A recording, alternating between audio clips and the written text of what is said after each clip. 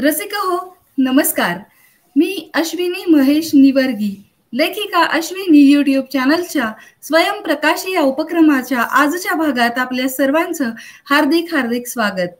स्वयंप्रकाशी या उपक्रमात आपण विविध क्षेत्रात उल्लेखनीय कार्य करणाऱ्या मान्यवरांना आमंत्रित करून त्यांच्या मुलाखती घेत असतो. तर आज आपल्या स्वयंप्रकाशी या उपक्रमामध्ये आलेले आहेत माननीय डॉक्टर जावेद अत्तार. ते उदगीरमध्ये कन्सल्टंट न्यूरोसायकॅट्रिस्ट आहेत. MBBS DPM झालेले आहेत. त्यांचं MBBS हे MGM मेडिकल कॉलेज औरंगाबाद मधून झालेलं आहे आणि DPM हे मसिना हॉस्पिटल मुंबई इथून झालेलं आहे. न्यूरोसायकॅट्रिस्ट म्हणून गेली 14 वर्ष ते कार्यरत आहेत आणि उदगीरमध्ये त्यांचं स्वतःचं अत्तार हॉस्पिटल आहे. या छोट्याशा पण खूप दमदार परिचयानंतर आता आपण डॉक्टरांचं स्वागत करूया.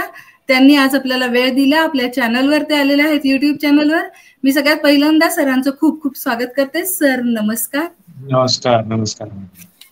आणि त्यांना पहिला प्रश्न विचारते की सर आपलं बालपण कसं होतं आणि ते कुठं गेलं?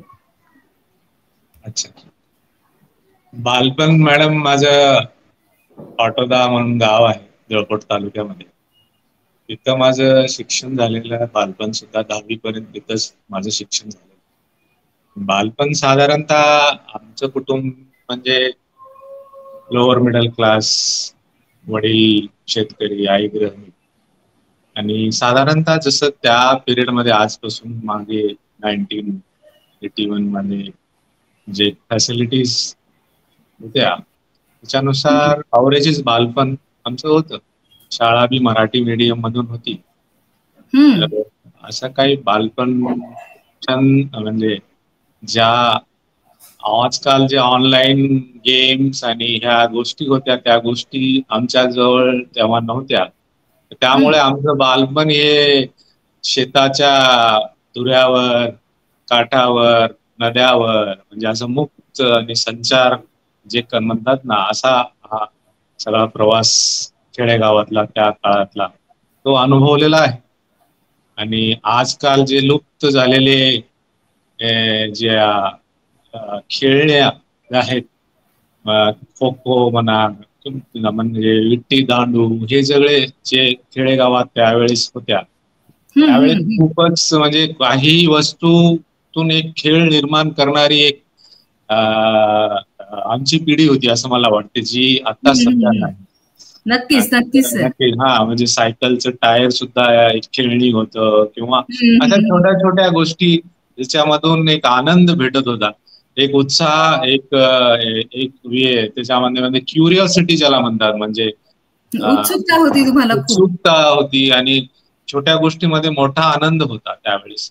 आजकाल तर सगळ्या गोष्टी एवढ्या क्लिक लेवलवर निर्माण आहेत की तो छोटा छोटा आनंद मला वाटतंय कुठंतरी दुर्मिळ झाले असं मला वाटतं.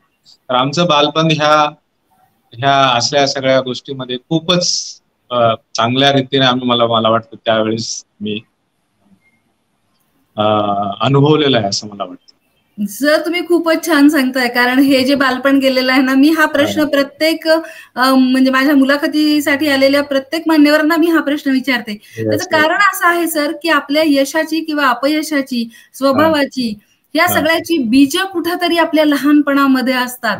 आणि तुम्ही तर शेती मातीत रमलेले डॉक्टर आहात, म्हणजे खूपच तुमचं बालपण, मी म्हणेन की ठीक आहे आर्थिक परिस्थिती ही लोअर मिडल क्लास म्हणताय तुम्ही, आर्थिक परिस्थिती कदाचित थोडीशी एवढी चांगली नसेलही, पण तुमचं खेळण्यामध्ये, बागडण्यामध्ये, आणि मला असं वाटतं की तो काळ असा होता की माणसांना समजून घेण्याचा तो काळ होता. कारण आज जसं मोबाईल मध्ये मुलं आणि माणसं रमलेली आहेत तसं तेव्हा नव्हतं. आणि त्यामुळेच तुम्ही तुमच्या पेशंटना खूप चांगलं समजून घेऊ शकता. त्यांच्या मनात काय चालू आहे हे तुम्हाला फार पटकन समजतं. त्या माणसाचं नुसतं समोर तो आला, त्याच्याकडे बघितलं की तुमच्या लक्षात येतं की म्हणजे हा माणूस कसा आहे.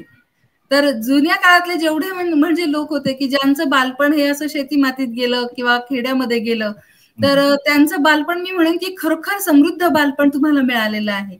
मला वाटतं ह्या सध्याच्या जे पिरियड म्हणजे जो चालू आहे काळ, त्याच्यामध्ये संवाद हे फार लुप्त होत चाललेला आहे माणसामध्ये. आणि त्या पिढीमध्ये जे संवाद होता, जी आपुलकी होती, जे एक प्रकारच्या माणसामध्ये म्हणजे कुठेही आज आपण जेव्हा बघतोय माणसं दोन एकत्र बसतायत पण ते मोबाईल घेऊन बघतायत आणि ते संवाद करत नाही. बरोबर आहे.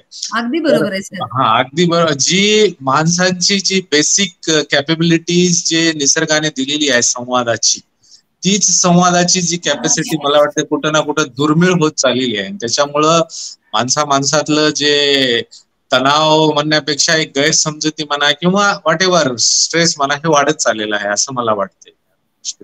अगदी बरोबर आहे सर. आणि संवाद हरवलेला आहे, घराघरातला संवाद हरवलेला आहे. आणि विशेषतः लहान मूल असो अथवा म्हणजे वयस्कर व्यक्ती असो अथवा तरुण असो, प्रत्येकाला व्यक्त होण्याची खूप मोठी गरज असते, ती एक भावनिक गरज असते. आणि मग आपलं ऐकायला कोणीतरी हवं असतं, आपल्याला काहीतरी खूप सांगायचं असतं आणि असं कुणीही मग हल्ली उपलब्ध होत नाही. कारण आई वडील नोकरीवर असतात, आजी आजोबा वृद्धाश्रमात असतात आणि मुलं पाळणा घरात असतात आणि घरी आल्यानंतर कुणाशीच बोलायला वेळ नसतो.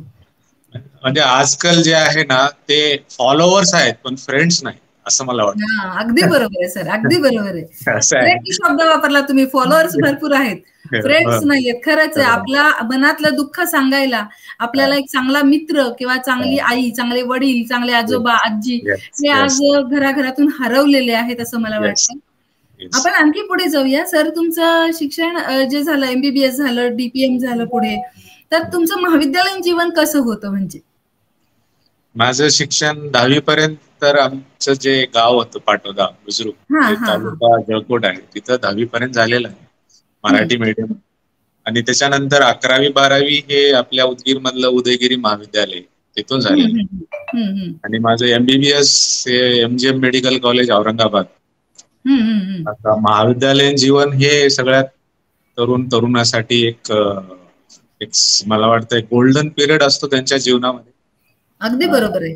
बरोबर आहे. जेव्हा त्या पिरियड मध्ये आम्ही MBBS ला लागलो तर एक खूपच असं म्हणजे स्वप्नपूर्तीचं एक म्हणजे स्वप्नपूर्ती झाल्यासारखं होतं. सोनेरी दिवस होते तुमच्या आयुष्यातले ते. तर खूपच म्हणजे सगळ्याचं महाविद्यालयीन जीवन हे सोनेरी जीवनच असतं.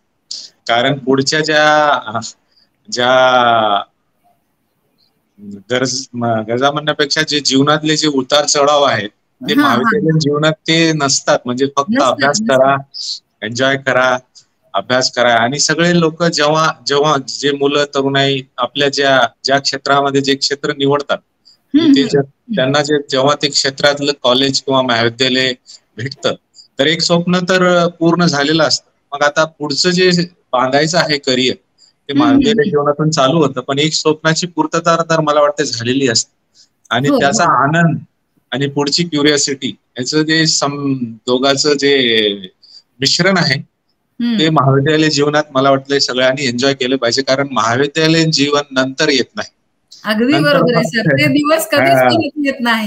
मला वाटतं हम रहे ना रहेंगी यादे म्हणजे ते गाणं आहे ना तसं राहते ते. तर असं मला वाटतंय सगळ्यांचं महाविद्यालयीन जीवन हे सोनेरी दिवसच असतं असं आहे. नाही, मी हा प्रश्न तुम्हाला का विचारला कारण मेडिकल कॉलेज मध्ये एन्जॉय करण्यासारखं फार कमी असतं. तुम्हाला अभ्यास भरपूर असतो.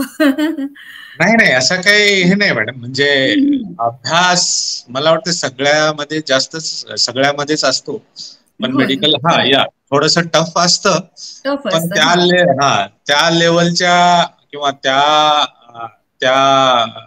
टॅलेंट मध्ये जेव्हा माणूस किंवा जो मुलगी जाते तर तो ते हँडल करू शकतो मला वाटते. बिकॉज त्याच्यामध्ये ते कॅपॅसिटी असल्यामुळेच. म्हणजे मला असं म्हणायचं नाही की दुसऱ्या याच्यामध्ये कॅपॅसिटी नसते. नाही खरंच आहे सर. कारण समाजामधला क्रीमी लेअर म्हणजे डॉक्टर्स आहेत. सगळ्याच फील्डमध्ये वर्गामध्ये पहिली दुसरी येणारी मुलंच फक्त मेडिकलला जातात. तर त्यामुळे त्यांच्यामध्ये ती क्षमता आहे म्हणूनच ते डॉक्टर होतात, म्हणजे होऊ शकतात.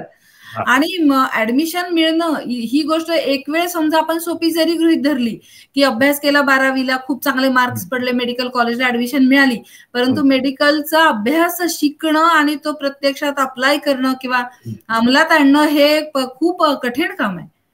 आणि ते त्यांना जमतं म्हणूनच ते डॉक्टर्स होतात, कारण ते तावून सुलाखून बाहेर पडतात त्या अभ्यासक्रमामधून. ही प्रक्रिया तर डॉक्टरांच्या जीवनामध्ये कंटिन्यू राहणारी असते. कारण हा जो फील्ड आहे हे इव्हॉल्विंग असतं, म्हणजे हे स्टॅटिक नाही की हा इथं संपलं सगळ्या गोष्टी झाल्या. तर डॉक्टर हे जीवन म्हणजे डॉक्टर हा सतत एक स्टुडंट म्हणूनच राहायला पाहिजे, कारण नवीन नवीन गोष्टी शिकणं, आणि त्याच्यामुळे तर डॉक्टरच्या जे काही डॉक्टर प्रॅक्टिस ही मला वाटतं त्याच्यामुळेच आलेलं आहे. प्रॅक्टिस करत राहणं आणि त्याच्यामध्ये प्रावीण्य मिळवत राहणं हे त्याच्यातून संकल्पना आलेली आहे. कारण कोणी बेस्ट असेल तर तो प्रॅक्टिस करून करून करून बेस्ट होतो. त्याच्यामुळे डॉक्टरांच्या जे प्रोफेशन आहे त्याला प्रॅक्टिस जे म्हणतात, जसं वकिली प्रॅक्टिस आहे, तर ह्याच्यामध्ये प्रावीण्य मिळवणं किंवा प्रावीण्याचे जे लेवल आहे ते वाढवत जाऊ शकतो, कारण तो शिकत शिकत शिकत तो प्रॅक्टिस करत करत अजून तो शिकत जातो असं मला वाटतं. त्याच्यामुळे ही संकल्पना आलेली आहे. अगदी बरोबर आहे. अगदी खूप महत्वाची माहिती सांगताय सर तुम्ही. आता आपण आपल्या ह्याच्याकडे वळूया, प्रोफेशनकडे. म्हणजे आतापर्यंतचे 2 प्रश्न जे होते ते बालपण महाविद्यालयीन जीवनाबद्दलचे होते. परंतु एक न्यूरोसायकेट्रिस्ट म्हणून मी तुम्हाला असं विचारेन की आजचं जीवन हे प्रचंड अस्थिर जीवन आहे, गतिमान जीवन आहे, आणि याच्यामध्ये इतके ताणतणाव वाढलेले आहेत, तर आपल्याला असा ताण मुळामध्ये येऊच नये, म्हणजे prevention is better than cure. तर येऊ नये म्हणून मुळात पहिल्यांदाच आपण काय काळजी घेतली पाहिजे? नाही मॅडम, ताण तर हा माणसाच्या जीवनाचा म्हणजे अविभाज्य घटक राहणार आहे. आणि ताण येऊ नये, ओके, ताण येऊ नये असं नाही, ताणाला हँडल कसं करायला पाहिजे ते शिकलं पाहिजे.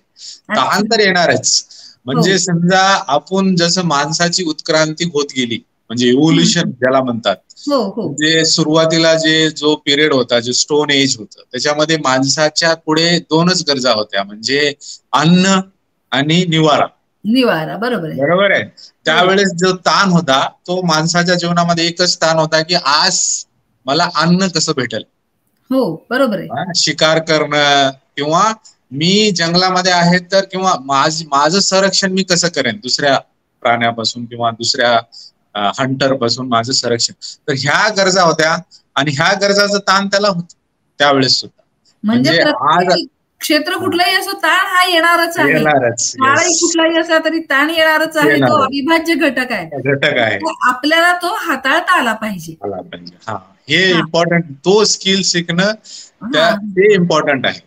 म्हणजे सगळ्यांच्या मनामध्ये, म्हणजे असं जे मेंदू आहे, आता आपला सांगायचं झालं तर मानसिक आरोग्य, जसं हे फिजिकल हेल्थ ज्याला म्हणतात, आमच्या डेफिनेशन असते की overall wellbeing. It is not की just absence of disease. Absence of disease म्हणजे फक्त शरीर असं नाही, पूर्ण वेलबिंग, म्हणजे तो सगळ्या बाजूनी तो वेल असला पाहिजे. जसं सोशल वेलबिंग आहे, प्रोफेशनल वेलबिंग आहे, फॅमिली, सगळ्या गोष्टी, म्हणजे होलिस्टिक अप्रोच ज्याला म्हणतात आमच्या मेडिकल फील्डमध्ये, ते इम्पॉर्टंट आहे. तर मेंटल हेल्थ म्हणजे मानसिक आरोग्य काय? मानसिक आरोग्य म्हणजे जसं प्रत्येक अवयवाचं एक काम आहे, आणि ते काम जेव्हा अवयव ते ऑप्टिमम म्हणजे एका प्रमाणामध्ये करतं, तर ते कार्य शरीराला व्यवस्थित ठेवतं. बरोबर आहे. जसं एक उदाहरण घ्या, हृदयाचं काम आहे ठोके, म्हणजे हृदयाचं पूर्ण म्हणजे काम आहे की रक्ताभिसरण करणे. बरोबर आहे. पण त्याच्यामध्ये समजा प्रॉब्लेम निर्माण झाला तर हृदयाचे प्रॉब्लेम निर्माण होतात. जसं गॅस्ट्रोइंटेस्टायनल म्हणजे आपले जे पोटाचा भाग आहे त्याचं काम आहे की अन्न डायजेस्ट करणं. त्याच्यामध्ये प्रॉब्लेम निर्माण झाला तर त्या अवयवाचे किंवा त्या सिस्टीमचे आजार निर्माण होतात. तर मनाचा किंवा मेंदूचा, मनाचा जो काम आहे ते आहे थिंकिंग, फिलिंग अँड बिहेवियर. बरोबर आहे. म्हणजे त्याच्यामध्ये आपल्या भावना आल्या, आपले विचार आले, आपले रिझनिंग आलं, म्हणजे आपण कसं वागतोय. त्याच्यामध्ये जेव्हा बदल निर्माण होतात, म्हणजे जे की आपल्या कल्चरनुसार किंवा आपल्या ज्या आजूबाजूच्या परिस्थितीनुसार आपण जेव्हा वागायला लागतो किंवा ऑप्टिमम रित्या, तेव्हा आपण म्हणतो की हा ह्याचं मानसिक आरोग्य ठीक आहे. त्याच्याकडून जे अपेक्षित आहे तो माणूस आपल्या ॲबिलिटीज ओळखतो, आपण काय आहे ते ओळखतो, त्याच्यानुसार काम करतो, समाजामध्ये काम करतो, स्वतःच्या चांगल्यासाठी काम करतो, आणि नंतर देशाच्या उन्नतीमध्ये प्रगतीमध्ये आपल्या योगदान करतो. कारण जो आपण छोटेफार जे काम करतोय ते कुठं ना कुठं देशाच्या उन्नतीसाठीच करतोय. बरोबर आहे. त्याच्यामध्ये आपली प्रगती तर होते, पण आपल्या प्रगतीनुसार आपण ह्या आपल्या देशाच्या प्रगतीमध्ये सुद्धा आपण हातभार लावतो. बरोबर आहे. तर ज्याचा जे टॅलेंट आहे त्याच्यानुसार तो वागतोय, त्याच्यानुसार तो राहतोय समाजामध्ये, आणि त्याच्याकडून जे अपेक्षा आहे तो तसा राहतोय. ह्यालाच मानसिक म्हणजे ह्यालाच म्हणतात की हा मानसिक दृष्ट्या सक्षम आहे, ह्या मानसिक दृष्ट्या ह्याचं आरोग्य व्यवस्थित आहे. पण ह्याच्यामध्ये जेव्हा लॉजिक किंवा थिंकिंग, फिलिंग, बिहेवियर मध्ये चेंजेस येतात, जसं बॉडीचं टेम्परेचर आहे एक रेंज मध्ये 35 to 37 डिग्री पर्यंत, म्हणजे बॉडी टेम्परेचर असेल तर बॉडी व्यवस्थित आहे, त्याला म्हणतात की बॉडीचं टेम्परेचर व्यवस्थित आहे. त्याच्या मागे पुढे झाले तर त्याला आम्ही काय म्हणतो हायपरथर्मिया, म्हणजे फ्युअर आलं, किंवा बॉडीचं टेम्परेचर त्याच्या खाली गेलं तर त्याला हायपोथर्मिया, म्हणजे त्याच्यानुसार मध्ये पण हायपोथर्मिया झाले तर तरी पण बॉडीमध्ये प्रश्न किंवा एक आजार निर्माण होतात. बरोबर. तसंच मनाचं जो कार्य आहे त्याच्यामध्ये जेव्हा बिघाड निर्माण होतात, त्याच्या थिंकिंग मध्ये बिघाड निर्माण होतात, त्याच्या फिलिंग मध्ये बिघाड निर्माण होतात, आणि त्याचा परिणाम त्याच्या वागण्यामध्ये जेव्हा दिसतो तेव्हा आपण म्हणतो की मानसिक आरोग्यावर परिणाम झाला. आता ते परिणाम होण्याचे खूप घटक आहेत. त्याच्यामध्ये जेनेटिक येऊ शकतं, त्याच्यामध्ये सायकोसोशल म्हणजे त्याच्या अवतली भोवतालीची परिस्थिती येऊ शकते, त्याचे स्ट्रेस येऊ शकतात. ह्या सगळ्या गोष्टीचा परिणाम मग हळूहळू वाढत जाऊन मानसिक आरोग्यावर होतो, आणि मानसिक आरोग्य ढासळतं म्हणजे त्याची थिंकिंग डिस्टर्ब होते, त्याची फिलिंग डिस्टर्ब होते, आणि त्याच्या वागण्यात बदल होतो. बरोबर आहे.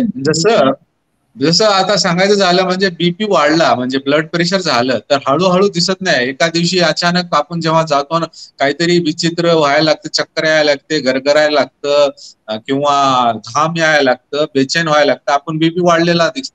कारण ती बीपी वाढत एका टिपिक पॉइंटला गेल्यानंतर ते बॉडी हँडल करत नाही, आणि त्याच्यानंतर लक्षणे येतात. बरोबर आहे. तसंच कुठल्याही अवयवामध्ये जेव्हा बिघाड निर्माण होतो तेव्हा त्याचे लक्षणे येतात. तसंच मनाचं आहे. तर ह्या गोष्टी, मानसिक आरोग्य म्हणजे असं काही नाही की हे शारीरिक आरोग्यापेक्षा वेगळं आहे. शारीरिक आरोग्याचे पण परिणाम मनावर होतात, आणि मनाच्या आरोग्याचे परिणाम शरीरावर होतात. हे दोन्ही एकमेकाला पूरक असतात. अगदी बरोबर आहे. तर आपण आता आणखी पुढे जाऊया. मानसिक आरोग्य तुम्ही आताच सांगितलं की जसं शारीरिक आरोग्याचाही परिणाम मानसिक आरोग्यावर होतो, मानसिक आरोग्याचा शारीरिक आरोग्यावर होतो. त्यामुळे तुम्ही जेव्हा पेशंटचा विचार करता तेव्हा तुम्ही ओव्हरऑल विचार करता. तुम्ही फक्त मेंटल हेल्थ बघत नाही तर फिजिकल हेल्थचा सुद्धा तुम्ही विचार करता. आणि समोर पेशंट बसल्यानंतर त्याची फिजिकल हेल्थ, मेंटल हेल्थ ही बघितली की तुमचं ताबडतोब लक्षात येतं. तर जेव्हा आता असा एखादा आजार किंवा कुठलाही मानसिक आजार जेव्हा एखाद्या माणसाला होतो तेव्हा ते पेशंट्स लगेच दवाखान्यामध्ये येतात का? कारण कसं आहे, ताप आला, बीपी वाढलं, त्रास व्हायला लागला तर माणूस लगेच डॉक्टरांकडे जातो. परंतु मानसिक आरोग्य बिघडलेलं आहे हे लक्षात यायलाच पहिल्यांदा बऱ्याच लोकांना वेळ लागतो, आणि तिथून पुढे मग मानसिक आजारांविषयी म्हणजे आपल्याला डॉक्टरांकडे जायचं आहे. तर मग पहिली प्रतिक्रिया मी बघितली आहे समाजामध्ये बऱ्याच लोकांची की जर त्यांना कोणी म्हटलं की अरे हा थोडासा विचित्र वागतोय, म्हणजे याचं मानसिक आरोग्य आपल्याला काही ठीक वाटत नाहीये, यांना आपण एखाद्या चांगल्या डॉक्टरांना, सायकॅट्रिस्टना विशेषतः दाखवलं पाहिजे. तर पहिली प्रतिक्रिया ही अशी की हा काय वेडा आहे का, कशाला जायचं डॉक्टरांच्याकडे. तर हे जे गैरसमज आहेत तर हे असे गैरसमज का होत आहेत, किंवा आता हे गैरसमज कमी होत चालले आहेत का? आणखी कुठले कुठले गैरसमज आहेत जे आपण काढून टाकले पाहिजेत मनामधून?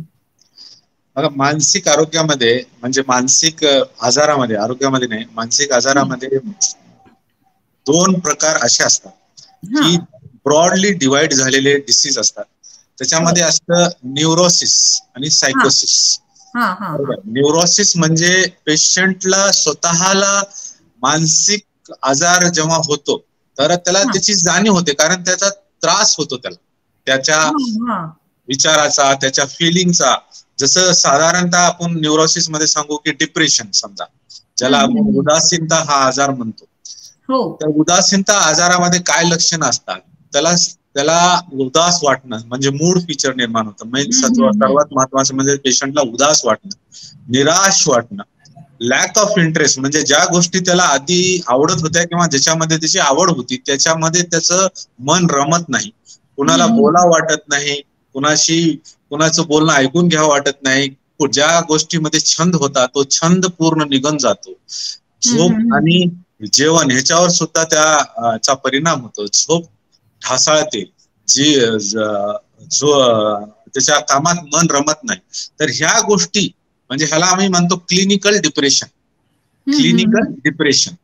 ओके, ह्या गोष्टी जेव्हा होतात आणि त्याच्यानंतर आम्ही त्याच्यामध्ये आयडियाज ऑफ होपलेसनेस, हेल्पलेसनेस आणि वर्थलेसनेस, म्हणजे आपण काही कामाचे राहिलो नाही, आता आपली ह्याच्यातून सुटका होणार नाही आणि आपल्याला कुणाची मदत होणार नाही, ह्या गोष्टी म्हणजे मनातलं सिव्हिअर डिप्रेशन म्हणतात, सिव्हिअर डिप्रेशन.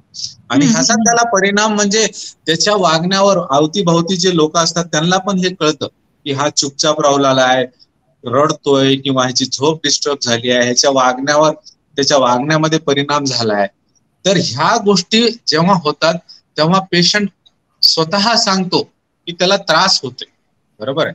जसं अँझायटी एक आजार आहे, त्याच्यामध्ये सुद्धा सतत चिंता होणे, घाबरणे, धडधड होणे, पाल्पिटेशन होणे, मसल टेन्शन वाढणे, घाबरटपणा होणे, प्रत्येक वेळी काहीतरी अघटित आपल्याविषयी काहीतरी होईल अशी भीती, धास्ती वाटत राहणे, आणि ह्या गोष्टीचा पण त्याच्यातूनच म्हणजे झोप वगैरे डिस्टर्ब होणे.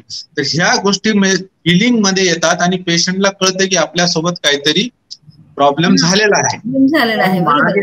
यस, ह्या गोष्टीमध्ये पेशंट का पूर्वी होत नव्हतं कुठं जायला रेडी, कारण मला वाटत आहे की जी सायकॅट्रिस्टची संख्या आहे भारतामध्ये ती मागच्या 10 वर्षामध्ये थोडीफार वाढलेली आहे. पण आम्ही तालुका लेवलवर आता आलोय. ह्याच्या पूर्वी तर सायकॅट्रिस्ट एवढ्या जास्त प्रमाणात नव्हते. त्याच्यामुळे ही फॅसिलिटीज असते आणि असे जे फिलिंगचे जे प्रॉब्लेम आहेत किंवा थिंकिंगचे जे प्रॉब्लेम आहेत, ज्याच्यामध्ये उदास वाटणे, निराश वाटणे, भीती वाटणे, ह्या गोष्टीचं पण डॉक्टर किंवा ह्या गोष्टीची शास्त्रीय दृष्टिकोनातून पडताळणी होऊन एक सायंटिफिक ट्रीटमेंट मला भेटू शकते अशी पूर्वी एवढी जाणीव समाजामध्ये नव्हती. एक्झॅक्टली. तर मला वाटतं की ज्या फॅसिलिटी जेव्हा डेव्हलप होतात आणि लोक त्याचा यूज करत जातात तर त्यांच्या गैरसमजुती हे त्या फील्ड मधले जे एक्सपर्ट लोक आहेत ते त्यांना हळूहळू समाजामध्ये ते सांगून त्यांच्या डोक्यातून, त्यांच्या मनातून त्यांचे जे अंधविश्वास आहेत त्याविषयी काढू शकतात आणि हळूहळू हे गैरसमज दूर होऊ लागतात. आणि मला वाटतं की खूप चांगला आता सध्या तर खूपच आजचा जो डिजिटल एज आहे त्याच्यामध्ये सगळ्या गोष्टी ऑन द क्लिक सगळ्यांना सगळ्या भाषेमधून आपल्याला अवेलेबल आहे. तर जाणीव तर खूप झालेली आहे. तुम्ही जसं म्हणता मॅडम की जे टॅबू आहे, टॅबू हा प्रकार अजून सुद्धा आहे थोडासा, पण लोक आता मेंटल हेल्थ विषयी खूप जागरूक झाल्यात असं मला अगदी बरोबर आहे. आणि जे तुमच्यासारखे डॉक्टर्स असतात ते अशा पद्धतीची जागरूकता निर्माण करत आहेत. म्हणजे ते पेशंटला काउन्सिलिंग करून की नाही हा आजार आहे, जसा शरीराला आजार होतो तसा मनालाही आजार होतो, आणि जसं शरीराला आजार झाला तर तुम्ही ट्रीटमेंट घेता तसं मनाला आजार झाला तर तुम्हाला ती ट्रीटमेंट घ्यायला पाहिजे. म्हणजे प्रत्येक वेळेस ट्रीटमेंट हा भाग फक्त गोळ्या किंवा असाच नसतो. मोडॅलिटीज हे सिव्हिरिटी म्हणजे जे आजाराची जी तीव्रता आहे ते किती लेवलवर आहे त्याच्यानुसार आजाराची तीव्रतानुसार आम्ही ट्रीटमेंट मोडॅलिटीज ठरवतो. जसं सिव्हिअर डिप्रेशन आहे पेशंटला, मी जसं आता मागाशी सांगितलं जी लक्षणं ती खूप प्रमाणात आहेत, खूप प्रमाणात, त्यावेळेस त्यांना ट्रीटमेंट देणं गरजेचं असतं. आणि जे थोड्याशा सौम्य प्रकारचे जे प्रॉब्लेम असतात ते सायकोथेरपी किंवा कॉग्निटिव्ह बिहेवियर थेरपी ह्याच्यासोबत किंवा ट्रीटमेंट सोबत सुद्धा ह्या गोष्टी आम्ही काउन्सिलिंग वगैरे केलं तर त्याचा लवकर जास्त व्यवस्थित आणि लॉंग लास्टिंग परिणाम होऊ शकतो. आणि प्रत्येक वेळेस छोटे छोटे स्ट्रेस तर जीवनामध्ये येतात. असं नाही की प्रत्येक छोट्या स्ट्रेस हा आजार असतो, असं नाही.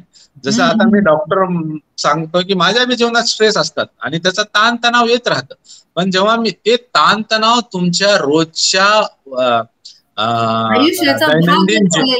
दैनंदिन जीवनावर प्रभाव टाकत नसेल आणि तुमच्या विचारसरणीमध्ये बदल करत नसेल, तुमच्या फिलिंगवर त्याचा परिणाम होत नसेल, तर तो ताण तुम्ही हँडल करताय, पण त्या ताणामुळे मग तुम्हाला त्रास होत नाही. आणि समजा ताण वाढत गेला तर आम्ही काय म्हणतो, ताण वाढला, स्ट्रेस वाढला तर डिस्ट्रेस होतं, डिस्ट्रेस, आणि त्याच्यातून डिसऑर्डर निर्माण होतात ते हँडल केलं नाही. आणि दुसरा जो प्रकार मी म्हणला तो जो प्रकार न्यूरोसिसच्या पुढचा जो प्रकार आहे ज्याला म्हणतात सायकोसिस. सायकोसिस मध्ये पेशंटला जाणीव होत नाही की तो त्याला आजार झालाय. पेशंटच्या नातेवाईकांना कळते की ह्याच्या वागण्यामध्ये बदल किंवा ह्याच्या विचारसरणीत बदल झालाय आणि ह्याला हेल्थ केअर प्रोफेशनल कडे नेलं पाहिजे हे त्यांच्या लक्षात येतं. ते सायकोसिसचे लक्षणं जे असतात ती सिझोफ्रेनिया म्हणजे सायकोसिस मध्ये खूप असे आजार आहेत, शंका घेणं किंवा अक्राळसपणा, खूप असं तोडफोड करणे किंवा झोप हे जाणे, बडबड करणे, या गोष्टीला सिझोफ्रेनिया म्हणतात आमच्या भाषेत. म्हणजे मराठीमध्ये त्याला म्हणतात छन्न विच्छन्न मानसिक अवस्था. म्हणजे त्याचा जो मानसिक एक कणा असतो ज्याला आम्ही इगो म्हणतो. आमच्या इगो म्हणजे हा इगो नाही जे निगेटिव्ह मध्ये आपण घेतो. आमच्या जे सायकोलॉजिकल टर्म मध्ये इगो, सुपर इगो, ईड असे मनाचे 3 भाग आहेत. इगो म्हणजे माणसाचं जे एक्झिक्युटिव्ह फंक्शन जे असतं, मनातले जे दैनंदिन कार्य करणारा एक भाग असतो मनाचा, त्याला आम्ही इगो म्हणतो. म्हणजे माणसाचा निर्णय घेण्याची शक्ती, लॉजिकल विचार करण्याची शक्ती, समाजामध्ये आपण कोण आहोत, आपली अबिलिटीज काय हे करून राहण्याची जी शक्ती आहे ती इगो मध्ये असते. जेव्हा त्याचा इगो ढासळतो तेव्हा त्याच्या बाउंड्रीज नष्ट होतात आणि मग त्याच्यातलं जजमेंट जे आहे ते चुकीचं होतं. मग त्याच्यातलं जजमेंट, त्याच्या विचारामध्ये जजमेंट राहत नाही, तो शंका करायला लागतो, आजूबाजूच्या लोकांवर शंका करायला लागतो. अशा विविध प्रकारचे शंका आहेत ज्याला आम्ही वेगवेगळे डिल्युजन्स म्हणतो. म्हणजे रॉंग बिलीफ त्याच्या मनामध्ये निर्माण होत जातात. हॅल्युसिनेशन्स म्हणजे भास होणे, ते भास आपल्या डिफरंट मोडॅलिटीज जे आहेत, सेन्सरी मोडॅलिटीज म्हणजे जास्त करून जे ऐकण्याची म्हणजे हिअरिंग मोडॅलिटीज आहेत त्याच्यामध्ये भास निर्माण होतात. कधी कधी डोळ्या म्हणजे दिसायच्या, ज्याला आम्ही म्हणतो व्हिज्युअल हॅल्युसिनेशन, म्हणजे काही नसताना काही दिसल्याचा भास निर्माण होतो. ह्या गोष्टी होतात. आणि ह्याच्यामध्ये जे सायको म्हणजे पॅथॉलॉजी जी असते, प्रत्येक आजाराची एक पॅथॉलॉजी असते. जसं ताप आला तर तापाची पण पॅथॉलॉजी असते, बरोबर आहे. जसा इन्फेक्शन झाला म्हणजे समजा कोणाला मलेरिया झाला, मलेरियाचे जंतू किंवा मलेरियाचे पॅरासाइट डासाद्वारे आपल्या रक्तात जातात आणि त्याच्यानंतर आपले रोगप्रतिकार शक्ती एक केमिकल निर्माण करतात आणि त्याच्याद्वारे एक प्रोटेक्टिव्ह मेकॅनिझम म्हणून आपल्याला फिवर येतो. हे पॅथॉलॉजी झालं, बरोबर आहे. प्रत्येक रोगाची एक पॅथॉलॉजी आहे. तसं मानसिक रोगाची सुद्धा मेंदूमध्ये एक जडणघडण होते आणि त्या बदल झालेल्या जडणघडणेमधून त्या बदललेल्या केमिकलच्या ह्याच्यामधून त्याची लक्षणं बाहेर येतात आणि त्याचे लक्षणं वेगवेगळे असू शकतात. जसं एक मी तुम्हाला उदाहरण सांगायचं झालं तर मेंदूमध्ये जे रासायनिक बदलामध्ये सगळ्यात महत्वाचा बदल म्हणजे डोपामिन नावाचं केमिकल असतं आपल्या पुढच्या सगळ्या मेंदूमध्ये. त्याची जडणघडण किंवा त्याचं जे प्रमाण आहे त्याच्यामध्ये जेव्हा बदल होतो तर हळूहळू मेंदूतले विचार, त्याच्या भावना, त्याच्या वागण्यावर बदल होतो. तर पेशंट म्हणजे टॅबू, मी हा सायंटिफिक कारण हे का सांगतोय का, तर जे टॅबू किंवा जे काय म्हणतात आपण एक गैरसमज आहे की हा वेळा झालाय किंवा हे मन चालत नाही का, हा मानसिक दृष्ट्या कमजोर आहे, असं नाही. त्याच्या मेंदूमध्ये त्या आजाराची एक प्रक्रिया निर्माण झाली आहे आणि त्याच्यामध्ये त्याचा दोष नसतो, बरोबर आहे. जसं कुणाला फिवर आलं तर आपण त्याला दोष देतो का? नाही. तुला कळत नाही का, तू चांगलं विचार कर आणि तुझा आजार कमी होईल, असं आहे का? असं अजिबात नसतं, बरोबर आहे. एका लेवलच्या नंतर जेव्हा मेंदूमध्ये चेंजेस होतात तेव्हा ते चेंजेस तो निर्माण केलेला नसतो. तो कितीही प्रयत्न केला की नाही मी विचार करायचा नाही, मी उदास होणार नाही, मी घाबरणार नाही, मी ताण घेणार नाही, पण जेव्हा एक चेंजेस एका पॅथॉलॉजीच्या लेवलच्या वर जातात तेव्हा ते डिसीज म्हणून बाहेर येतात आणि अशा वेळेला प्रोफेशनल हेल्प ही घ्यावीच लागते. त्याला प्रोफेशनल हेल्प ही घेणं गरजेचं असतं. आता समाजामध्ये काय एक असतं की जवळपास आता म्हणतात की तू एवढा हुशार आहेस, एज्युकेटेड आहेस, आणि तू असा का वागतोयस, किंवा तू असं का फील करून घेतोयस, तू असं का विचार करतोयस, तुला कळत नाही का, उदास व्हायला तुला काय झालंय, तुझ्याकडे सगळं आहे, तुझ्याकडे सगळं वैभव आहे. म्हणजे ज्या परिस्थितीतून पेशंट येतात त्याच्याविषयी मी सांगतोय. म्हणजे माझे जे अनुभव आहेत प्रॅक्टिस मधले. जसं एक इंजिनियर मुलगा आहे, बरोबर आहे, इंजिनियर मुलगा आहे, खूप हे आहे, ताण झाला, कशामध्ये पण ताण झाला, समजा ड्युटीमध्ये आहे, त्याच्या करिअर मध्ये आहे, रिलेशनशिप मध्ये आहे, त्या ताणातून तो हँडल करू शकला नाही, तर त्याचा हळूहळू ताणाचे बदल मेंदूतल्या केमिकल मध्ये होतात, आणि ते केमिकलद्वारे ते बदल बाहेर येतात, जे की दिसतात. त्याचं उदासीनता, त्याची घाबरटपणा, त्याच्या झोपीवर परिणाम, त्याच्या सगळ्यावर परिणाम. पण हे जेव्हा होतं तेव्हा आजूबाजूचे लोक त्याला काय सांगतात, आजूबाजूच्या म्हणण्यापेक्षा घरातले लोक काय सांगतात, की डॉक्टराकडे कशाला जायचं, तू विचार करणं बंद कर, तू असं का स्वतःला फील करून घेतोयस, तू चांगलं राहा, तुझ्याकडे पगार आहे, तुझ्याकडे सगळं आहे, तू असं काय करतोयस. पण त्याच्या हातात तेव्हा काय नसतं, त्याला ट्रीटमेंट घेणं गरजेचं आहे. तर सिंपल भाषेत सांगायचं झालं तर मेंदू हा तुमचाच आहे, जसं हृदय तुमचं आहे, जसं डोळा तुमचा आहे, जसं कान तुमचा, म्हणजे प्रत्येक अवयव तुमचा आहे, तसं मेंदू पण तुमचाच आहे. आणि मेंदूला तर मला वाटतं तुम्ही मनाला तर जास्त लक्ष दिलं पाहिजे, कारण पूर्ण जीवनातला जो रेग्युलरचा रोजचा जो भाग आहे तो तुमच्या फिलिंगचा, थिंकिंगचा, ह्याच्यामध्ये कुठं बिघाड निर्माण होतोय ह्याच्याकडे आपण फार व्यवस्थितरित्या लक्ष दिलं पाहिजे. आणि त्याच्यावर जी गरज आहे, असं नाही की आमच्याकडे या डॉक्टराकडे या, असं नाही. मनामध्ये जे चाललंय तणाव, ते तुम्ही सुरुवातीला तुमचे जे कोणी कॉन्फिडंट लोक असतील, ज्याच्याकडे तुम्ही मन मोकळे करू शकता, त्याच्याकडे करा, बरोबर आहे. किंवा अजून जे ताण असेल ते ताणाच्या लेवलवर जाऊन अजून कुणाशी बोला, काय करू शकता हे बघा. जसं फिजिकल आरोग्य राखण्यासाठी आज आपण पळतोय, व्यायाम करतोय किंवा डाएट करतोय, जे आवश्यक असलेले रेकमेंडेशन्स केलेले आहे ते लाईफस्टाईल बदल करतोय, तसं पण मानसिक आरोग्यासाठी सुद्धा आपण सावध राहिलं पाहिजे. कारण हा जो धक्काधक्कीचं जीवन आहे, डिजिटल एज आहे, पळापळीचं जीवन आहे, आणि खूप असं करिअर ओरिएंटेड जीवन आहे, खूप असं तणावाचं जीवन आहे, आणि खूप भौतिक गरजा आपण सुद्धा निर्माण करून घेतलेल्या आहेत, ते आपण टाळू शकत नाही. कारण सगळ्या गोष्टीकडून आपण घिरवून बसलेलोच आहे. तरी पण आपण आपलं मानसिक आरोग्य व्यवस्थित ठेवण्यासाठी जसं आपण आपल्या फिजिकल फिटनेससाठी ध्यान देतोय, तसंच मानसिक आरोग्याकडे पण सुद्धा लक्ष दिलं पाहिजे. कारण मानसिक आरोग्य हे काही टॅबू नाही. हा बरोबर आहे. मी त्याच प्रश्नाकडे येते आहे, हो, की समाजाला तुम्ही काय सल्ला द्याल, की मानसिक स्वास्थ्य टिकवण्यासाठी, निरोगी राहण्यासाठी काय केलं पाहिजे. तुम्ही आता जे सांगताय तोच प्रश्न मी तुम्हाला विचारणार होते, की मानसिक स्वास्थ्याकडे आपण लक्ष दिलं पाहिजे. मला असं वाटतं की स्वतःवरच आपणही लक्ष ठेवलं पाहिजे आणि आपल्या घरच्यांनी पण लक्ष ठेवलं पाहिजे. कारण सायकोसिस आहे का न्यूरोसिस आहे समजा, तर क्लिनिकल प्रश्न म्हणजे माहिती होती. पण जनरल माहिती असं सांगायचं आहे की जसं मानसिक आरोग्य टिकवण्यासाठी ताणतणाव जो आहे त्याला हँडल करणे म्हणजे काय करणे, बरोबर आहे. आपण सगळं सांगतात की ताणतणाव हँडल करायला शिका, ताणतणाव हँडल करायला शिका. ताणतणाव हँडल करायला शिका म्हणजे काय करा, याला म्हणतात मॅडम EQ, इमोशनल क्वेश्चन. म्हणजे भावनाचं IQ असतं, त्याच्या पुढे जाऊन EQ असतं. IQ तुम्हाला तुमची डिग्री घ्यायला, तुमचं अकॅडमिक करिअर करायला किंवा मोठी डिग्री साधन करायला IQ जेवढं हाय असेल तेवढं तुम्ही कुठली तरी, जसं IAS ची डिग्री घ्याल, MBBS घ्याल, मोठ्या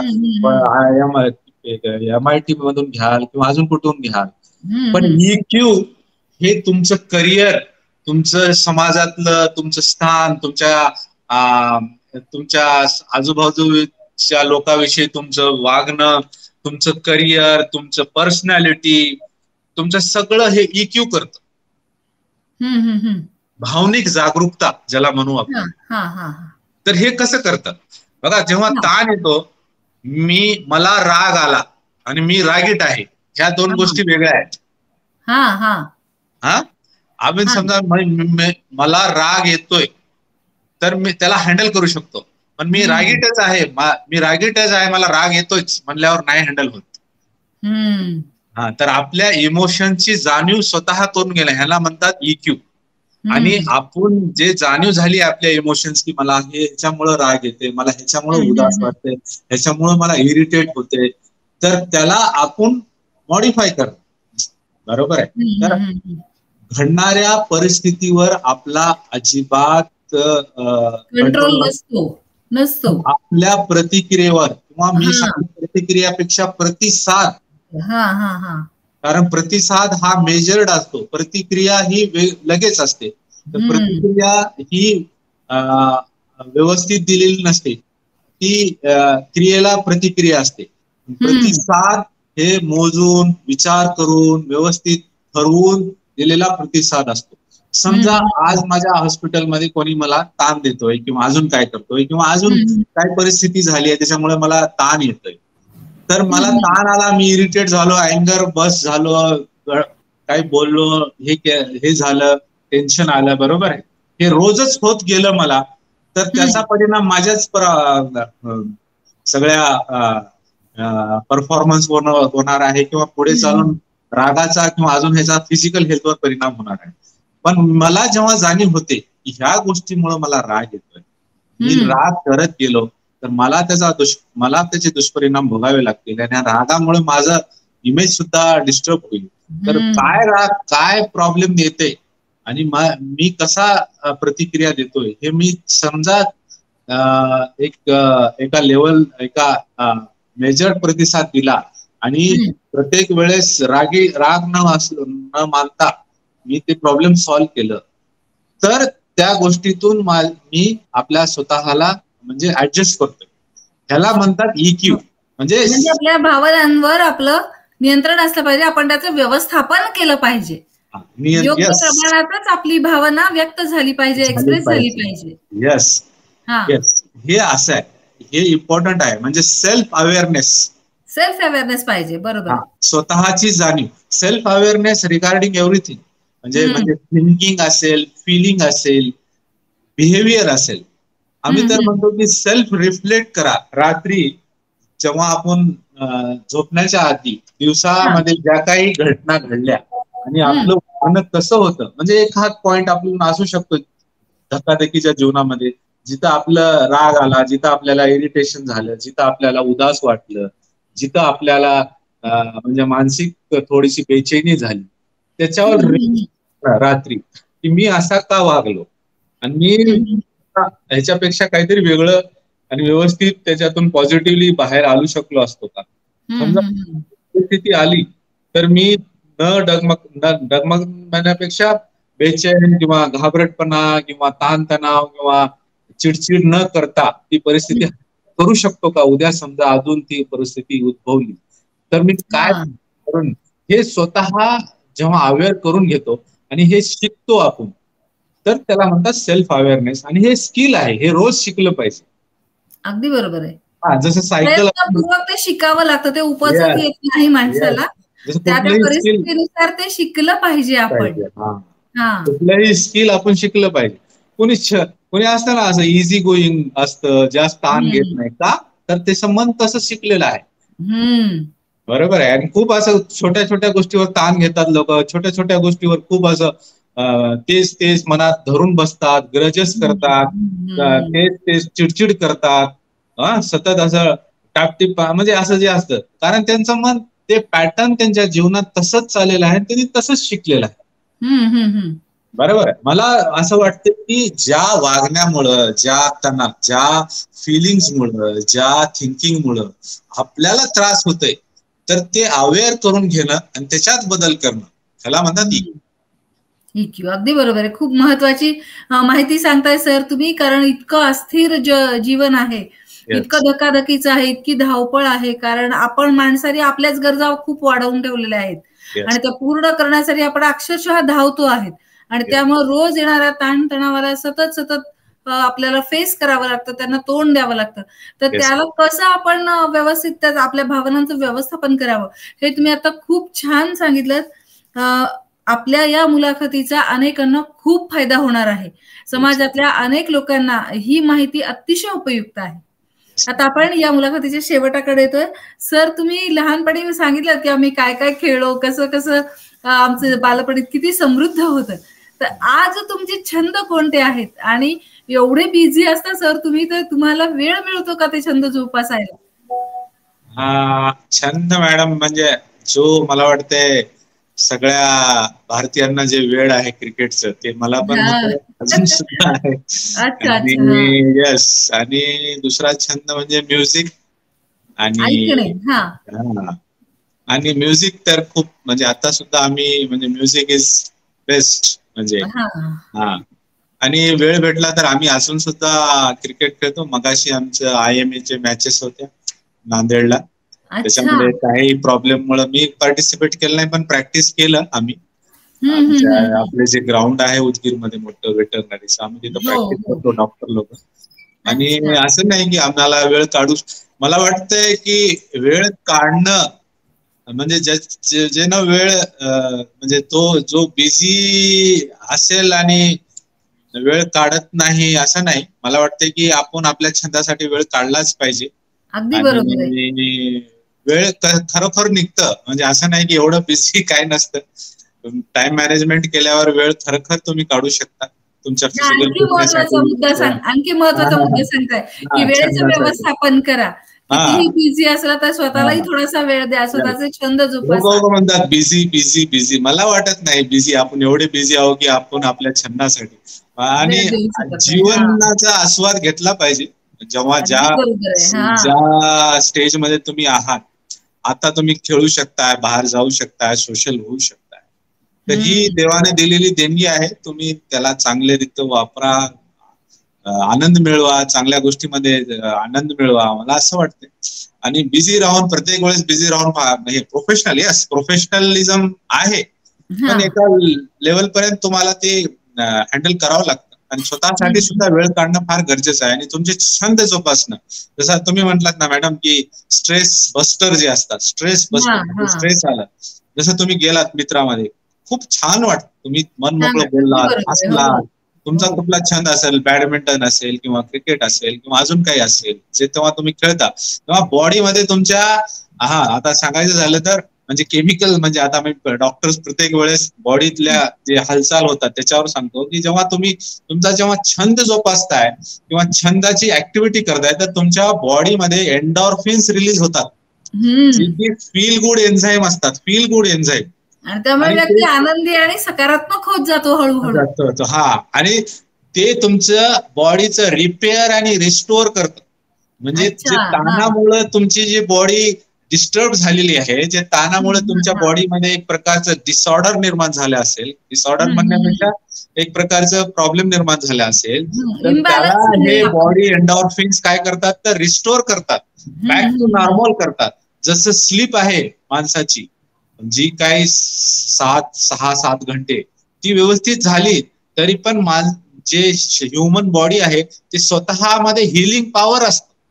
ह्युमन बॉडी एवढी इंटेलिजंट असते की त्याच्या स्वतःमध्ये एक हिलिंग पॉवर आहे, पण ती हिलिंग पॉवर निर्माण करण्यासाठी किंवा ती हिलिंग पॉवर बाहेर काढण्यासाठी त्याला ॲडिक्वेट एन्व्हायरमेंट देणं गरजेचं आहे, जे की तणावरहित असेल, ज्याच्यामध्ये ऑप्टिमम फंक्शन होतील. ह्या गोष्टी इम्पॉर्टंट आहे. त्याच्यामध्ये छंद आला, त्याच्यामध्ये रिलॅक्सेशन आलं, त्याच्यामध्ये जे तुम्हाला आवडतं ते करा. फिजिकल एक्सरसाइज आलं, त्याच्यामुळे सुद्धा बॉडीमध्ये एंडॉर्फिन्स रिलीज होतात आणि तुम्हाला फील गुड आणि फिलिंग ऑफ वेल बिईंग ही एक तुमच्या सबकॉन्शियसली मनामध्ये जाते आणि तो तुम्हाला रिलॅक्स करते. खूप महत्वाची, खूप छान माहिती सांगताय सर तुम्ही. शेवटचा प्रश्न विचारते की या क्षेत्रात येऊ इच्छिणाऱ्या नवीन डॉक्टरांना तुम्ही काय सांगाल? जे तुमचा इतक्या वर्षांचा अनुभव आहे, तर तुम्ही आता इतके सिनियर आहात, तर तुमचे ज्युनियर्सना तुम्ही काय सांगाल की जे नवीन येत आहेत या फील्डमध्ये, सायकॅट्रीच्या फील्डमध्ये? मला असं वाटतं की जे डॉक्टर्स आता ज्युनियर डॉक्टर्स असतील, त्यांनी जेव्हा हा फील्ड सायकॅट्री घेतला तेव्हा त्यांना ह्याची जाणीव असते की आपल्याकडून काय अपेक्षित आहे. आणि मला वाटतंय की प्रत्येक डॉक्टर हा जेव्हा हिपोक्रेटिक ओथ घेतो तेव्हा सहानुभूती आणि बघण्याचा जो दृष्टिकोन आहे पेशंटकडे, हा फक्त पेशंट नाही तर हा म्हणजे एक सब्जेक्ट नाही तर हा एक वेल ह्युमन बिईंग आहे आणि त्याच्या फार गरजा असतात. म्हणजे असं नाही की फक्त ताप आलाय आणि त्याची ताप कमी करायची असं नाही, त्याच्या सगळ्याच गरजा असतात, त्याच्या इमोशनल गरजा असतात, त्याच्या सगळ्या गरजा असतात. तर मला वाटतं सायकॅट्रिस्ट जे बनू इच्छितात त्यांना असं सांगा वाटतं की हा पेशन्स डॉक्टरांमध्ये असणं फार गरजेचं आहे. का तर ह्याच्यामध्ये सायकॅट्रीमध्ये फार असं इलनेसेस जे आहेत ते कंट्रोल होत जातात. लॉंग टर्म डॉक्टर आणि पेशंट रिलेशनशिप असतं. का तर पेशंट तुमच्याकडे वारंवार येतो, तर एक प्रकारचं त्याच्याकडे कुठल्याही प्रकारची द्वेषाची भावना ठेवली नाही पाहिजे, कारण हा ह्याचा आजारच कमी होत नाही. ह्याला आमच्या भाषेमध्ये काउंटर ट्रान्सफरन्स म्हणतात.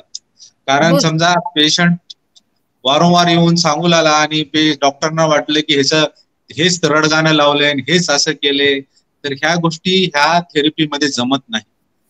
डॉक्टर पेशंट रिलेशनशिप हे फार इम्पॉर्टंट आहेत लॉंग टर्म इलनेस मध्ये. कारण जो पेशंट फ्युअरचा असतो तो पेशंट फिजिशियनकडे किंवा जनरल प्रॅक्टिशनरकडे एक 4 दिवस 5 दिवसासाठी राहतो. पण सायकॅट्री किंवा जे लॉंग टर्म इलनेसेस असतात त्याच्यामध्ये डायबिटीज बी आले, पर्टिक्युलरली आपण सायकॅट्री इलनेस डिस्कस करतो, तर हे लॉंग टर्म इलनेसेस असतात. त्याच्यामुळे डॉक्टरनी सुद्धा एक प्रकारचं विश्वास निर्माण करायला पाहिजे पेशंटच्या मनामध्ये, तर तो पेशंट ओपन होऊन त्याचे प्रॉब्लेम सांगू शकतो. कारण कसं एक वेळ शरीर पटकन डॉक्टरांना दाखवता येतं, पण आपलं मन त्याच्यामध्ये इतक्या गोष्टी दडलेल्या असतात, तर ते एक्सप्रेस करण्यासाठी डॉक्टरांबद्दल खूप मोठा विश्वास असणं हे फार गरजेचं असतं. ते रॅपोर्ट आम्ही ज्याला म्हणतो रॅपोर्ट इस्टॅब्लिश करणं, म्हणजे त्याच्यासाठी तुमचं जे कॉन्फिडंट म्हणजे ते पेशंटने सांगितलेली जी गोष्टी असतात त्या कॉन्फिडेन्शियलच ठेवाव्या लागतात आणि ते फार इम्पॉर्टंट आहे. ते सगळ्यांना ते माहित असतं. आमचे जे ट्रेनिंग असते त्याच्यामध्ये हे सगळ्यांना ह्या गोष्टीची जाणीव असते. तरी पण एक जनरल आपण म्हणून डिस्कस करतो की ह्या गोष्टी कुठलाही डॉक्टर, कुठल्याही फॅकल्टीचा डॉक्टर हा पेशंटचा ट्रस्ट निर्माण करतो, तो जोपासण्याचा अविरत प्रयत्न तो करत राहतो. आणि हे करणं आमचं कर्तव्य आहे. याच्यामध्ये आम्ही काय आउट ऑफ वे जाऊन करत नाही, हे आमचं ड्युटी आहे, हे आम्ही करावंच लागते असं. ओके, धन्यवाद सर. आज माननीय डॉक्टर जावेद अत्तार सर आपल्या युट्यूब चॅनलवर आले. त्यांनी आपल्याला खूप वेळ दिला, मानसिक आरोग्याच्या विषयी अनेक महत्वाच्या गोष्टी सांगितल्या आणि आपलं मानसिक स्वास्थ्य टिकवण्यासाठी आपण काय काय केलं पाहिजे याच्याविषयी खूप महत्वाच्या आणि अतिशय उपयुक्त अशा छोट्या छोट्या गोष्टी आणि अगदी मोठ्या गोष्टी असं सगळं त्यांनी अगदी डिटेलमध्ये आपल्याला सांगितलं. तर त्याबद्दल मी डॉक्टरांचे मनपूर्वक आभार मानते. सर, तुमचे खूप खूप धन्यवाद की तुम्ही आज आम्हाला इतका वेळ दिलात आणि इतकी छान उपयुक्त माहिती तुम्ही आम्हाला सांगितली. त्याबद्दल आपले खूप खूप धन्यवाद. रसिक हो, तुम्ही सुद्धा कुठल्याही क्षेत्रात भरीव कार्य करत समाज ऋण फेडत असाल तर मला जरूर संपर्क करा. कदाचित पुढची मुलाखत तुमची असू शकते. तोपर्यंत बघत राहा लेखिका अश्विनी युट्यूब चॅनल. आणि आपण आता या स्वयंप्रकाश उपक्रमातली ही मुलाखत संपवत आहोत. धन्यवाद डॉक्टर, खूप खूप धन्यवाद.